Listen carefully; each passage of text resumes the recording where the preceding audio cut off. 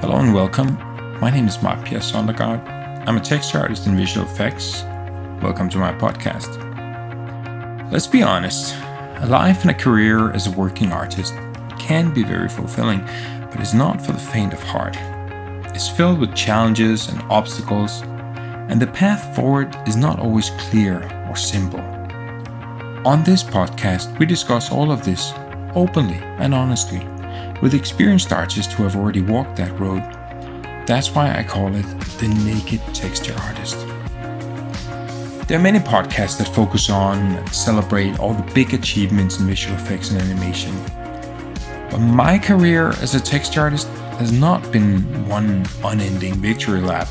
So personally, I'm more interested in learning how my fellow artists handle the hard things, when things don't work, when things break, or when we're expected to produce the impossible. All of that stuff that takes place behind the curtain. So I invite you to join me on this journey. Hopefully together we can learn from the artists who went before us, save ourselves some scars and some tears, and increase our joy as working artists. Welcome to the Naked Texture Artist. Before we start, as a preface, or an episode 0, if you will, I wanted to talk briefly about my motivations, the reasons I have and the ideas I have for this podcast. I already touched on it in the intro you just heard, but allow me to speak for a moment a little bit more in depth about what purpose this podcast serves, why I want to spend my time creating this, and why you should consider spending your time and attention listening to it. How can we best describe the dilemma of being an artist? How do I explain it? As an artist, we do not choose this life. And I think if we had the choice, we probably wouldn't choose this life of being an artist. To others, to people on the outside, it may look glamorous because we are able to conjure things out of nothing. We're able to make things that never happened or existed before, and it just looks like magic. And in moments, it does feel like magic to live that life. But the secret that all artists knows is that it is a very difficult life to live. These gifts that we've been given, that we have, that other people do not have, they are both a blessing and a curse. That sword, a double-edged sword, it comes at the edge that sort of cuts ourself is, what should we say, it comes with the artist's temperament. And a couple of key parts of that is introversion, for example. Typically artists are introverted people. And we need that. It's good for the long hours of concentration and focus that is required to produce something outstanding. However, the flip side of that is also very bad for you to keep staying in your head for all that time and keep pushing everything, your focus inward. So that means you're blaming yourself for things that are going wrong, even if they're outside of your control. It means that you stay in your head instead of reaching out to other people, your fellow artists, which if you did would probably teach you that, you know what? No, you're not crazy. And 2, your problems are quite common. And there might even be solutions to these problems. But we don't naturally find these things because we don't naturally reach out. We don't naturally share that part of ourselves freely with people around us. And this leads us to a life that is often riddled with self-doubt. There's no cloud without a silver lining, isn't that how the saying goes? And even self-doubt is useful because it helps keep pushing us to higher and higher heights, higher and higher levels of quality. But it is also, more than that, a very heavy thing to carry around with you in your day-to-day life. And it is something that you not only carry, but it's something that you rarely, if ever, have a break from carrying that weight around with you. And then once you move from being a child, where, as children we freely express ourselves with art, it's such a natural form of expression for any child. Wasn't it Matisse that said that all children are artists, and an artist, as we think of them, are people that at will can go back to that child state? In any case, once you move from being a child, where you just carefree practice your art, and you move into the adult existence, where now you have the pressure of turning your art into something that can pay rent. When that happens, I think you'll find the world at large is not really well suited to artists fitting in and easily finding that home where they can make a living. That is another added pressure, and it is a life where we often feel we have to bend ourselves out of shape in order to fit in and in order to just make ends meet. Another part of the artist temperament is that creativity comes from our emotional center, our feelings. I sort of see it as we have these two opposing forces in us. We have our logical, rational, thinking mind, and then we have our emotions that go completely counter to rationality. And some things we can manage to create with analysis from our thinking part of our mind. But true creativity comes from this other weird, chaotic place where we also have our feelings from. And like everything, it is a double-edged sword. It is incredibly powerful because that means that the power, the energy that we can draw on as we're working, as when we have our feelings engaged as artists, as working artists, when we're working on a commercial endeavor as well. Once we feel inspired, once we're engaged with the task, we can pull so much energy, far beyond the commitment that other rational thinking people can muster as they're trying to finish whatever they're working on. However, the blind spot, the blind side to all of that is that as we're working from an emotional place, we don't have sort of the rational thinking, cleverer mind that says, wait a minute, stop here for a moment. This is crazy. The situation that you're in right now doesn't make any sense. Or what you're asked to do is completely unrealistic, or whatever it may be. We don't have that sort of clever voice in our head the deeper we are in that emotional place. So we're completely vulnerable to being taken advantage of by situations or by our own good nature or by other things. It's not even that it has to be malicious, but it just so happens. It could be outside third parties, or it could even be ourselves as we're driving ourselves way harder than we ought to be.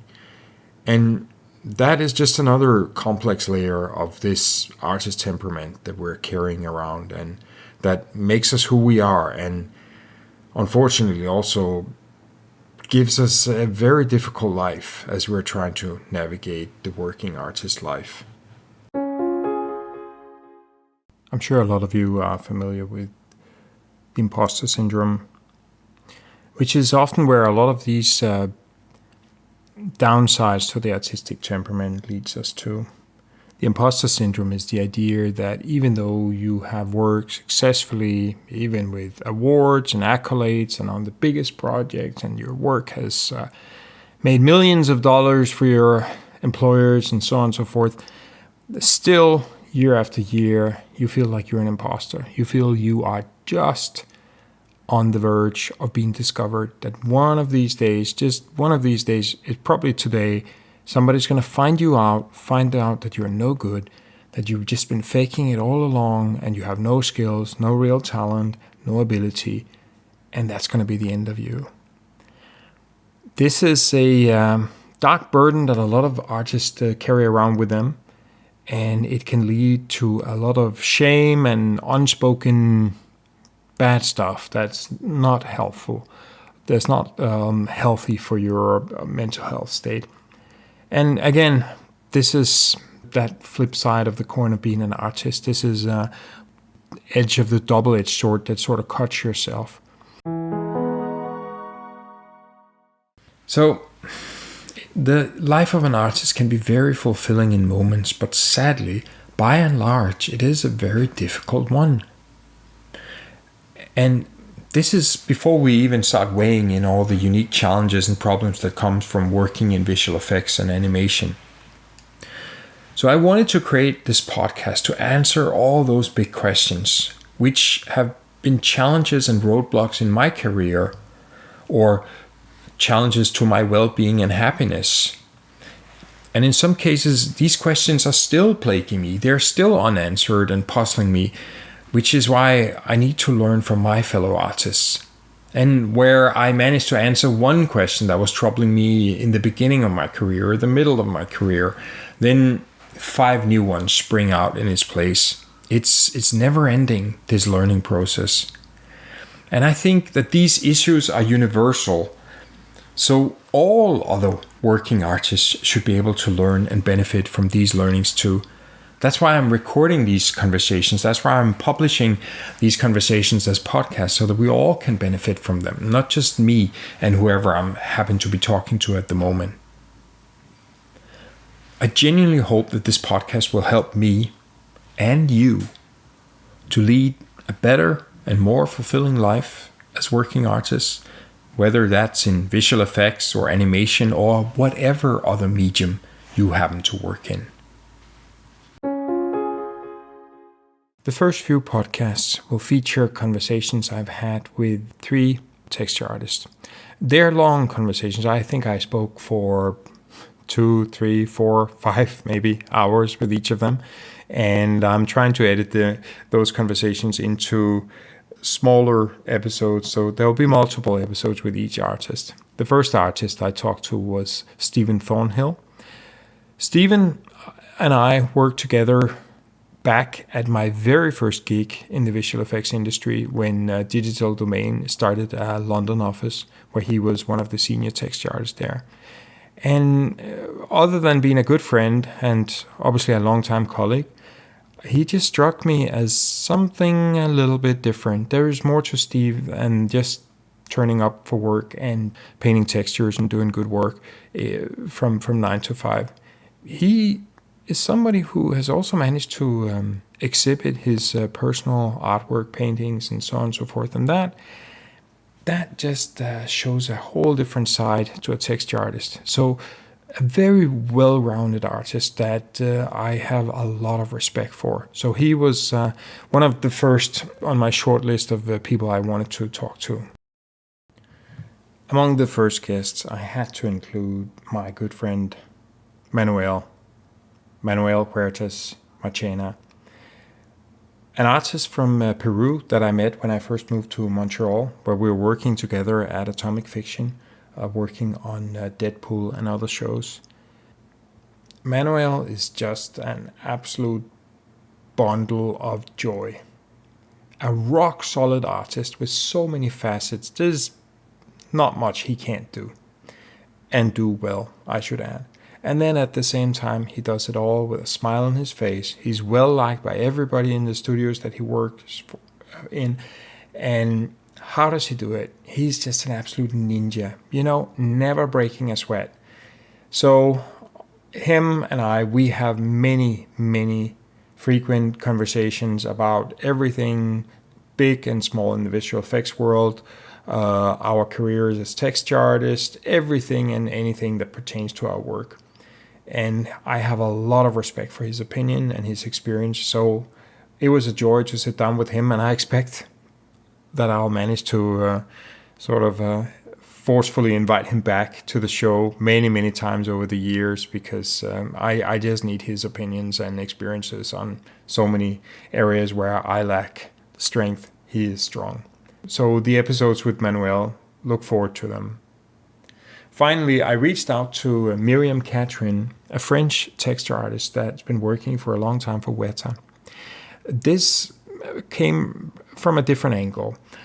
I was looking at seminal assets from film history that I really enjoyed and was very impressed with. And you're sort of like trying to track down who painted the textures for this particular one. In this case, it was Smaug, the dragon from the Hobbit series of films. And I found out that Miriam Catrin, also known as the Dragon Lady because she has an insatiable interest in all things dragon-like. She was the lead on that asset, leading a team of multiple texture artists getting Smaug to the screen. What a fantastic job that was. So I reached out to her, and she was ever so gracious with her time and her experiences and her opinions. And that is a fascinating conversation that you must not miss. I thoroughly enjoyed these conversations. So many thought-provoking insights that I have benefited from myself, and I can't wait to share it all with you.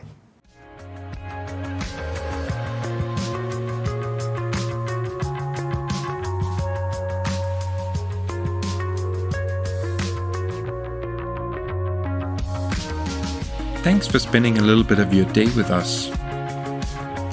We have a tiny bit of housekeeping to do on the way out. If this episode has been helpful to you, why not share the podcast with your colleagues and friends? If you'd like to support the podcast, I'd appreciate if you bought me a coffee. You can do that on Ko-fi. That is spelled ko-fi.com/The Naked Texture Artist. One word. If you have suggestions, comments, or questions, I'd love to hear them. Feel free to drop me a line on thenakedtextureartist@gmail.com. That is The Naked Texture Artist written out in all one word @gmail.com. As I mentioned, having a busy day job in visual effects means my release schedule for this podcast can be a bit irregular. So if you don't want to miss out, subscribe to The Naked Texture Artist wherever you get your podcasts. Or follow the podcast on the socials, then you'll be alerted when the next episode drops. The music in this episode was Awake by Tycho. Nick Sifoni helped put the sound together, and everything else was done by me, your host, Marque Pierre Sondergaard. Speak to you soon.